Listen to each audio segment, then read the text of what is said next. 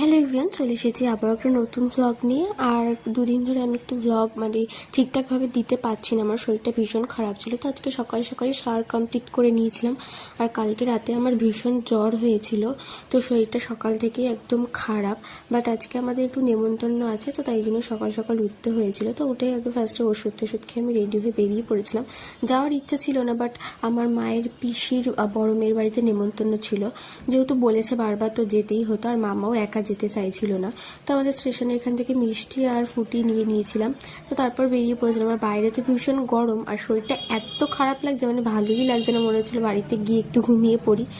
But গিয়েছি, কিছু করার নেই, যেতে হবে, না হলে আর আমরা না গেলে আবার আমার মামাও যাবে না। তো আমি, বোন আর মামা গিয়েছিলাম। তো ফার্স্টে গিয়ে একটু সবাই মিলে গল্প করলো, তারপর এদিকে লাঞ্চ দিয়ে দিয়েছিল। আর এত কিছু আমরা খাইও নি, আমি আর বোন এত কিছু খাইনি, গরমের মধ্যে। আর এমনিও অত কিছু খেতে ভালোও লাগে না।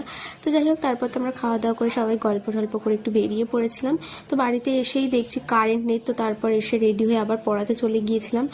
আর পড়ানো শেষেতেই পুচকেটার অবস্থা দেখো, একদম শুয়েই পড়েছে। তো যাই হোক, আজকের ব্লগটা এটুকুই, দেখা হচ্ছে নেক্সট ব্লগে। টাটা।